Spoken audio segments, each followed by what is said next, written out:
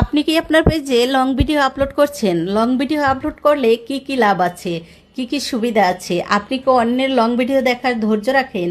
এ বিষয়ে আলোচনা করবো আজকের ভিডিওতে। আসসালামু আলাইকুম, কেমন আছেন সবাই? আশা করি সবাই ভালো আছেন। আমি আলহামদুলিল্লাহ ভালো আছি। যে যেখান থেকে ভিডিওটি কন্টিনিউ করছেন সবাইকে অসংখ্য ধন্যবাদ। আশা করি সবাই পুরো ভিডিওটার সাথে থাকবেন, তাহলে শিখতে পারবেন অনেক কিছু। চলুন বিরিয়ানি রান্না করতে করতে আজকে লং ভিডিও নিয়ে আলোচনা করি আপনাদের সাথে। প্রথমেই বলি, আপনি আপনার পেজে লং ভিডিও কেন আপলোড করবেন? একটা লং ভিডিও আপনার পেজের জন্য অনেক বেশি উপকারী। আপনার পেজে যখন লং ভিডিও থাকবে তখন কিন্তু আপনার পেজটা অনেক বেশি স্ট্রং থাকবে। আপনি যদি প্রতিদিন লং ভিডিও দিতে নাও পারেন, তবে সপ্তাহে অন্তত 2টা হলেও লং ভিডিও দেওয়ার চেষ্টা করবেন।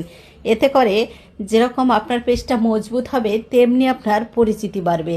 রিলস ভিডিওর মাধ্যমে কিন্তু আপনার পরিচিতি পাওয়া যায় না। অনেকেই কিন্তু আপনার লং ভিডিওটা খুব আগ্রহ নিয়ে দেখবে, কারণ আপনার লং ভিডিও থেকে আপনার পরিচিতি পাওয়া যাবে, আপনার লাইফস্টাইল, আপনার জীবনধারা সম্বন্ধে জানা যাবে।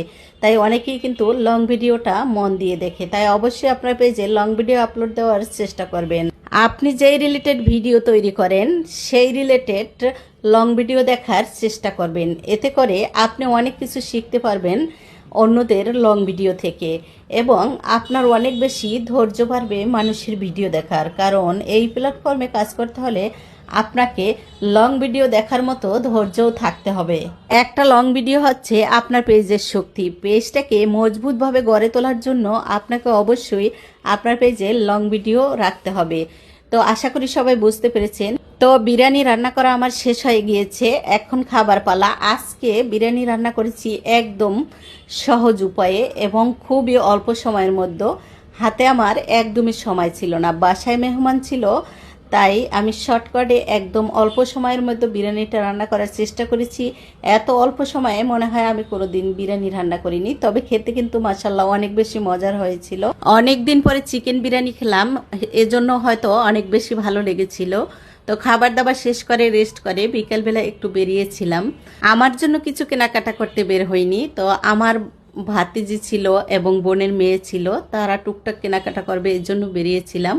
তো আমি এখান থেকে কিছু লাল চিড়া নিয়ে নিয়েছিলাম। লাল চিড়াটা আমার অনেক বেশি পছন্দ, মাঝে মাঝেই খাওয়া হয়। এই দোকানটাতে কিন্তু ভালো ভালো গুঁড়ো ছিল, ভাবছিলাম নিব, পরে আর নেওয়া হয়নি।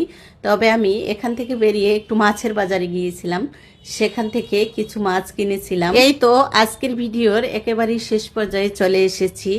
যারা যারা ভিডিওটি এ পর্যন্ত কন্টিনিউ করেছেন সবাইকে অসংখ্য ধন্যবাদ। সবার জন্য অনেক অনেক দোয়া এবং ভালোবাসা রেখে আজকের ভিডিওটি এখানেই শেষ করছি। সবাই ভালো থাকবেন, সুস্থ থাকবেন। সবাইকে আবারও অসংখ্য ধন্যবাদ। আজকের মতো বিদায় নিচ্ছি।